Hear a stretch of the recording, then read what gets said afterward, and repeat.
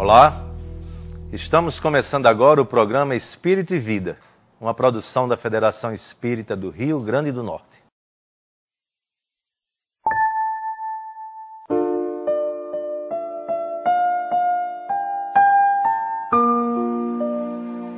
São 5 os sentidos: olfato, tato, audição, visão e paladar. Cada um deles se encontra limitado a certos ajustes nos seres humanos. Nossas células olfativas distinguem geralmente os odores agrupados. Não somos capazes de identificar pelo cheiro, um por um, todos os elementos químicos de uma substância. Nosso tato se restringe ao toque nos objetos que obedecem à nossa mesma estruturação molecular. Não podemos, por exemplo, segurar a luz.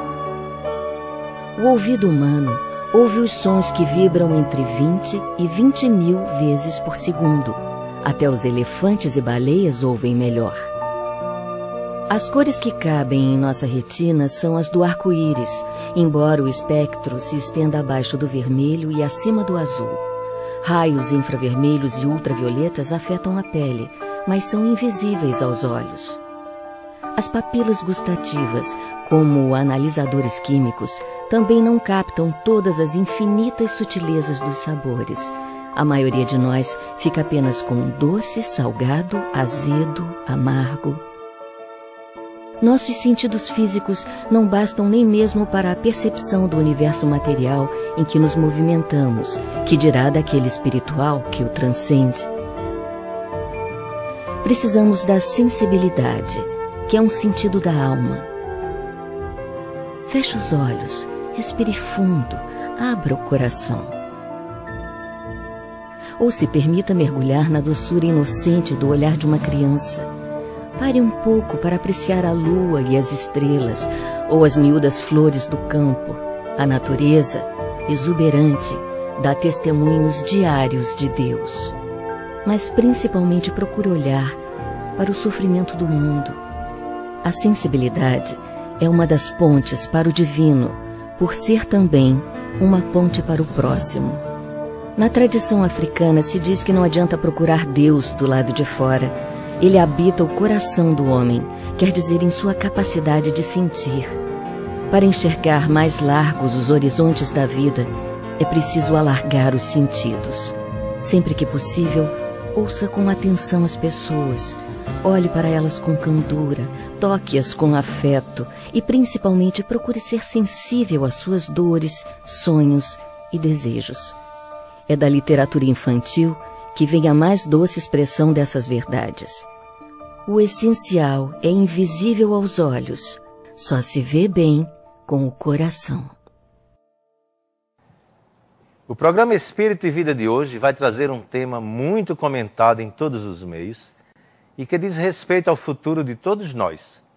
Vamos falar sobre crianças prodígio, que aliás alguns chamam de crianças índigo ou cristal. O Espiritismo, desde o século XIX, fala em novos tempos para a humanidade e diz que a mudança se dará, sobretudo, pela encarnação de espíritos mais conscientes, aptos a construir e vivenciar o mundo novo. Seriam as atuais crianças prodígio esses espíritos? Quem vai conversar conosco sobre esse assunto é a companheira Irandê Lira. Irandê é evangelizadora e dirigente do Núcleo Espírita Estância da Paz. Irandê, como vamos? Bem-vinda conosco. Bom dia, Nilo. Bom dia a todos os telespectadores. Irandê, quem são ou o que são as crianças índigo ou crianças cristal? E mais, a doutrina espírita respalda esse novo conhecimento? Olha, Nilo, segundo Joana de Ângeles, que já nos dá anúncio da reencarnação desses novos espíritos, que chegam para habitar esse novo momento que a Terra está passando, que é o mundo de regeneração, eles já estão reencarnando já há um tempo. Em meados de 80, mais ou menos, eles começaram a chegar à Terra com mais intensidade. E são esses espíritos que vão povoar essa nova era, esse novo momento no qual a Terra está começando a se desenvolver a iniciar esse novo processo. Entrar na era de planeta de regeneração. Sim, um mundo melhor. Não podemos achar que vamos ser agora um mundo totalmente feliz, onde não vai existir a maldade, nem a maledicência, nem aqueles nossos erros que ainda, né, estão em nós, arraigados, e que vai demorar ainda bastante tempo para nos libertarmos deles. Mas que com certeza será um mundo melhor, mais saudável, onde o bem começará a ser encarado de uma forma mais clara, né, mais concreta, digamos assim. E o amor passa a prevalecer. Como que a gente pode identificar essas crianças? Existe algum tipo de sinal, algum tipo de sintoma que nos ajude a identificar essas crianças? Olha, Nilo, segundo Joana, né, e outros espíritos também, eles dizem que essas crianças, elas são mais sensíveis, elas são mais inteligentes, elas são mais dinâmicas, elas aprendem, elas têm um poder de raciocínio muito rápido, né? Mas são seres humanos ainda com algumas dificuldades. Precisam de uma orientação, principalmente dos pais. Há uma lógica nisso, há uma finalidade? Qual o objetivo dessa programação de crianças mais desenvolvidas que as outras começarem a vir à Terra? Essa nova qualificação, digamos assim, de espíritos mais preparados, mais sensíveis, mais inteligentes, eles vão alavancar uma nova etapa na Terra, onde a tecnologia, a ciência, a razão, a inteligência, ela vai aflorar. E, logicamente, também a questão moral, que é também importante. Nós não podemos evoluir no lado intelectual, tecnológico, científico, sem acompanhar com o moral. Então, são espíritos que também têm uma clareza maior nas questões morais, eles são bem mais amparados moralmente, mas a gente precisa, nós, enquanto pais, precisamos ter a certeza de que precisamos encaminhar essas crianças para as escolas de evangelização, dando um rumo a esses espíritos, para que eles se sintam amparados nessa sintonia divina e assim eles possam caminhar da forma como eles se propuseram a vir à Terra para caminhar. Então, não somente a questão intelectual e ter essa preocupação, porque hoje as pessoas dizem assim, meu filho é especial, ele é extremamente inteligente, ele sabe mais do que eu, né? Há pais que ficam, às vezes, dependentes das crianças. Tipo, eu não sei ligar o computador, mas meu filho sabe. Eu não sei resolver tal coisa, mas é só chamar meu filho e ele vem e faz. Certa feita, conversando com uma colega, ela falou que a mãe de uma determinada criança, que acha que o filho é especial e caracteriza de índigo ou cristal, que diz que sente necessidade que ele aplique passe nela, quase todos os dias. Quer dizer, são essas questões e esse tipo de ação que nós não devemos ter. Essas crianças, elas têm um potencial grande, mas precisa de nós, adultos, para darmos um encaminhamento, para que elas sigam naquilo que se propuseram. Muito bem, nós vamos dar um breve intervalo. Daqui a pouco a gente volta ainda conversando sobre crianças índigos ou crianças prodígio. Não saiam daí, quem vai continuar conosco conversando é Irane Lira. Voltamos já.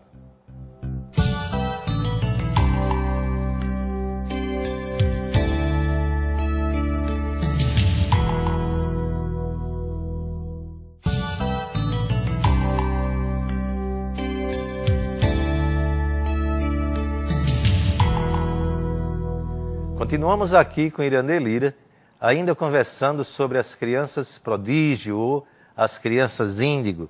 Você falou, Irane, que você citou o caso de uma mãe que solicita que o filho lhe aplique passos constantemente. E aí então nos ocorre uma pergunta. Como os pais e educadores devem lidar com essas crianças no momento que as identificam?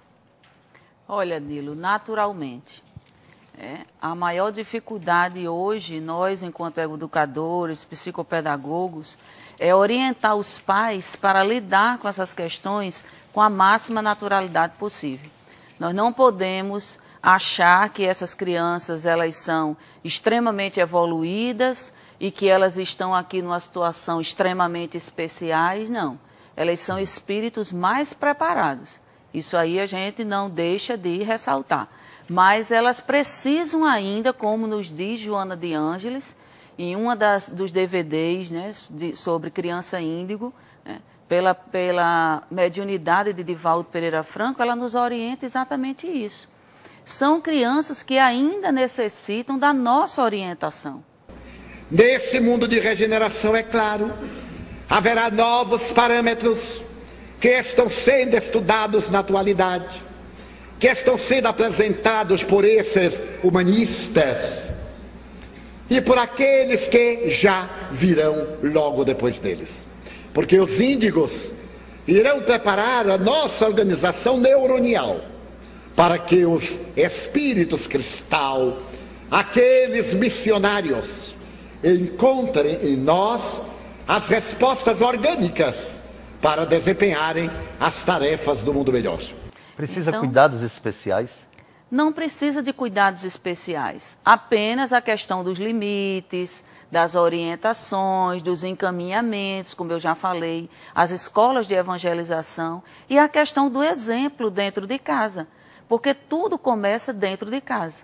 Se você acha que aquela criança é uma criança que já domina tudo, tem poder de tudo, a criança não vai saber o que é limite. E aquilo pode prejudicar todo o processo dela. Inclusive reencarnatório. Ela vem com determinadas circunstâncias, determinadas situações a cumprir. Se ela não receber as orientações dos pais que estão ali para tutelá-la, de quem que ela vai receber a orientação? Do mundo, que ainda está totalmente desequilibrado, né, confuso. Então, a família precisa ter esse papel. E aí vem a importância da família estar com a criança nas escolas de evangelização, acompanhando essa criança, tendo conhecimento de como conviver com essa criança saudavelmente. Porque é uma criança que aprende rápido, é uma criança que tem mais sensibilidade, é uma criança que está mais atenta. Porque, Nilo, se a gente parar para pensar, nós, né, as nossas mães diziam que nós levávamos uma semana para abrir os olhos. Hoje as crianças já nascem de olhos abertos, já têm necessidades outras, já nascem estimuladas. Então existe uma diferença da nossa era, que não faz muito tempo, para hoje. Já existe, a gente já vê isso. As crianças têm uma compreensão muito mais alargada. Mas isso não quer dizer que elas estão prontas. Elas ainda precisam de muita orientação. Muita orientação. Muita orientação. Eu poderia citar aqui vários exemplos, mas deixa eu me deter em Chico Xavier. Chico Xavier, desde os 4 anos de idade, conversava com os espíritos, os fenômenos mediúnicos já aconteciam na sua presença. Divaldo Franco também, absolutamente precoce no trato com os espíritos. Poderíamos dizer que esses homens, que essas criaturas foram ou são, foram crianças índigos, são hoje adultos índigos, coroas índigos? São espíritos muito especiais. São espíritos muito especiais que vieram com missões à Terra. Vieram aqui para cumprir, né, uma etapa, a fim de que nós, ainda seres tão infantis, pudéssemos aprender com eles. Porém, eles também necessitaram do auxílio dos pais, do encaminhamento dos pais. A gente pode relembrar, né, o filme de Chico Xavier, que passou recentemente. Seu padre, eu tô com muito pecado nas costas. Mas o que foi agora? Escutou, gritou de alma penada? Você garantiu que ia ficar junto de mim. Eu tô junto de você. Que história é essa de ver coisa do outro mundo? Essa coisa de quem tem coisa com o diabo. Agora não vai faltar mais mãe pra ninguém, viu? Tinha um moço do meu lado, me ajudando.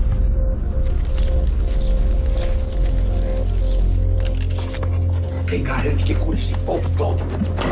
Tem que curar seu irmão. Você quer mesmo saber sobre o que acontece com você? Quero. Ninguém pode voltar atrás e fazer um novo começo.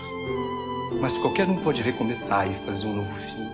Então o que é isso? É a orientação de uma mãe amorosa para com o seu filho. coisa que naquele momento ele não tinha, porque a mãe havia desencarnado, o pai estava numa situação delicada, porque é mais difícil para o homem fazer essa mediação do que para a mulher. Essa questão da conversa, do diálogo, do emocional, está muito mais ligado à mãe do que ao pai. Isso são as nossas estruturas neurológicas que nos levam a isso. Nada a mais da mulher para com o homem, de forma nenhuma, mas são papéis definidos de formas diferentes. Então o Chico ele precisou da orientação também da mãe, para que ele enfrentasse toda aquela dificuldade na qual ele viveu, com a sua madrinha, num convívio dentro de um lar, onde ele era perseguido, ele era maltratado, e ele, como criança, ainda não sabia como agir. Mas era um ser especial. Assim como o Divaldo também, que passou por muitas dificuldades, como ele relata, em muitas palestras, até por conta da mediunidade, mas também tinha o amparo da sua mãezinha, que ele cita até hoje como referência.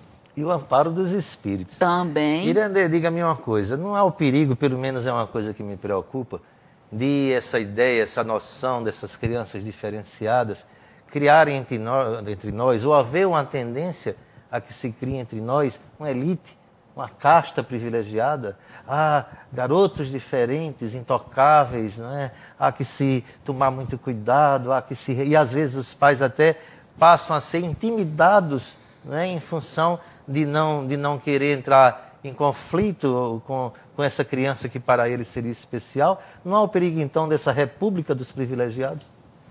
Olha, Nilo, a espiritualidade superior ela tem propósitos muito positivos para o planeta Terra. Eles se reúnem de tempos em tempos para dar novas conduções ao nosso planeta na questão do progresso e da melhoria.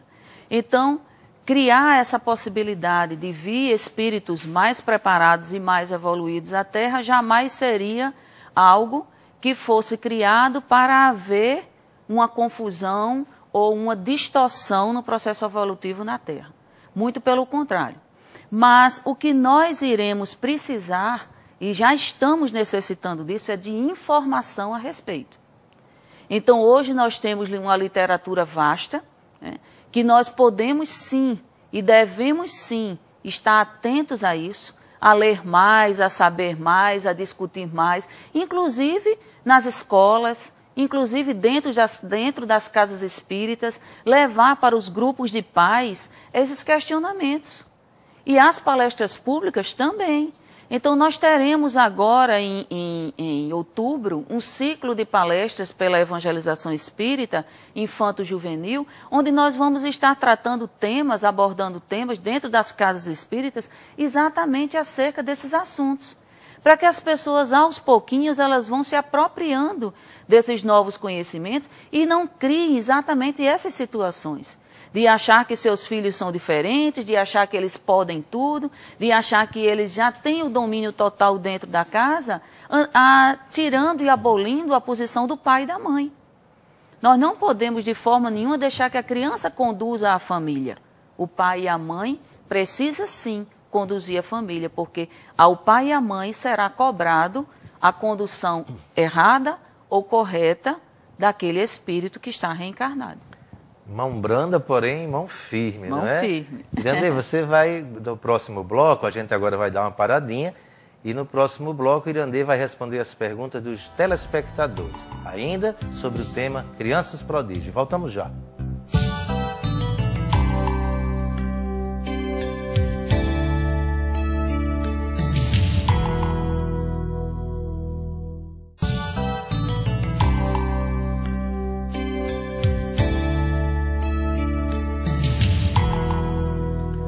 Agora vamos ao quadro O Espírito e Vida Responde, com a nossa convidada de hoje, Irandê Lira, respondendo as perguntas dos nossos telespectadores. Gostaria de perguntar como os educadores e os psicólogos veem as crianças prodígio. O que a gente sabe no meio da educação e como professora, 20 anos nessa função e habilitação, nós encontramos já essas crianças dentro das salas de aulas e dentro dos consultórios clínicos. Mas essas crianças, elas estão apresentando essa inquietação, essa inconformação com as coisas que estão ao seu redor. E aí os pais levam essas crianças para os consultórios ou procuram os professores e os coordenadores para perguntar como lidar com essa criança dentro de casa. Como estar com ela nesse contato, já que ela apresenta uma facilidade enorme para aprender, para mexer, para responder. E aí é aquela questão de dizer, ela tem sempre uma resposta na ponta da língua. É o que eles sempre falam. Mas essas crianças, apesar de tudo isso, elas precisam da orientação desses pais. Então, o que os psicólogos, psicopedagogos e professores orientam é: dê limites, converse, busque sempre uma abertura para o diálogo e uma compreensão mútua. A criança precisa da orientação dos pais, mesmo ela trazendo e nós, adultos, detectando nelas esse potencial de sensibilidade e aprendizado rápido, ela precisa sim de orientação, de limite e de acompanhamento. É o que os profissionais da área indicam para esses pais. Podemos concluir que o mundo de regeneração já teve seu início? O mundo de regeneração já começou.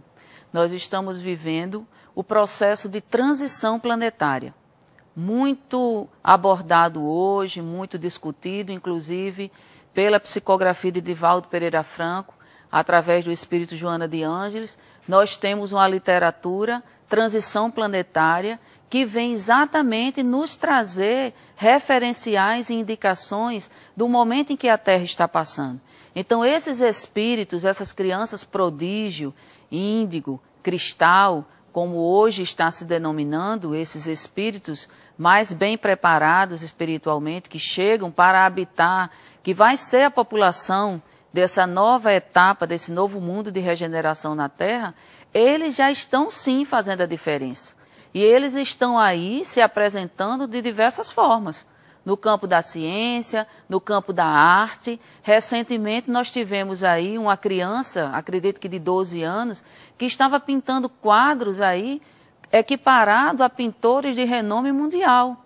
E o pai estava todo orgulhoso fazendo a exposição, né? E artistas de renome estavam indo e falando. Os traços da pintura dessa criança têm sim traços de alguém que conhece técnicas profundas de artes plásticas. Então, tanto no campo da arte, como no campo da ciência, como no campo da oratória, essas crianças, esses espíritos, eles estão sim já começando a dar os seus indicativos e dizendo sim que vieram para transformar o mundo, para fazer desse mundo um mundo melhor. O fato das crianças de hoje em dia serem mais espertas do que antigamente, isso significa alguma coisa? A questão de ser esperta, não somente, porque a criança hoje, ela já nasce sob muitos estímulos.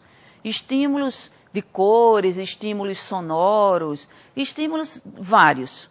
Mas essas crianças que estão hoje vindo com esse perfil, são crianças que não são somente mais elétricas e mais agitadas. Elas são crianças mais sensíveis. Elas são crianças que fazem as conexões mais rápido. São crianças que têm um nível de compreensão mais alargado. São crianças que estão preocupadas mais com o coletivo. Então, não são crianças apenas irrequietas, porque as crianças, elas normalmente, elas são irrequietas. Elas têm um poder de concentração muito pequeno, e aí, com o tempo, é que elas vão ficando com esse poder de concentração mais alargado.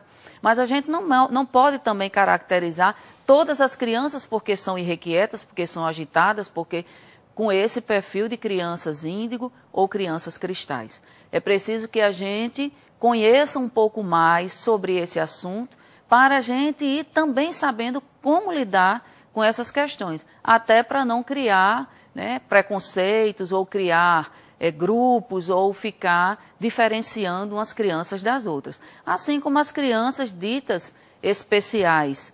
As crianças hoje com dificuldades auditivas, com dificuldades visuais, com dificuldades mentais, elas hoje estão sendo inseridas dentro do campo da educação, no sistema educacional, de uma forma natural.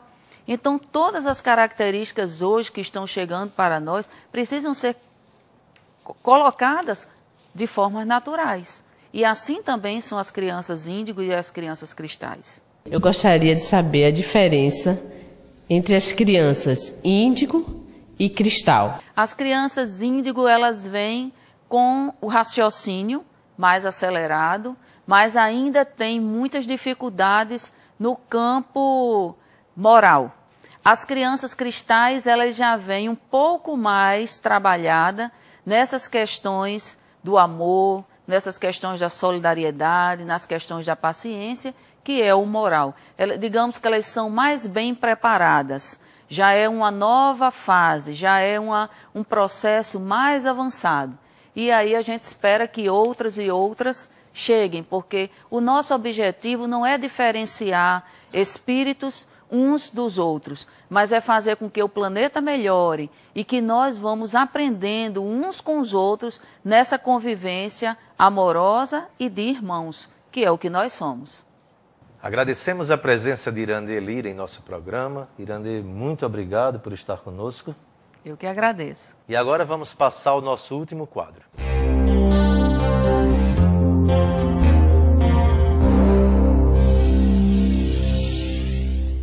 Nosso programa dá dicas de livros que podem auxiliar no conhecimento e no aprofundamento do tema. Diversas obras tratam do assunto abordado no programa de hoje. Anotem aí. A Nova Geração, a visão espírita sobre as crianças índigo e cristal, de Divaldo Franco e Vanessa Anceloni. Crianças índigo, a evolução do ser humano, de Ingrid Canhete. Educando crianças índigo, de Egídio Vecchio. Aprenda a educar a criança índigo, Bárbara Concron. Crianças índigo, uma geração de ponte com outras dimensões, de Teresa Guerra. Chegamos assim ao final do programa Espírito e Vida. Mas você pode entrar em contato com a equipe do programa através do e-mail espiritoevida@sintv.tv. Agradecemos a sua sintonia, a sua companhia, o seu carinho e contamos com a sua presença na próxima semana. Muita paz.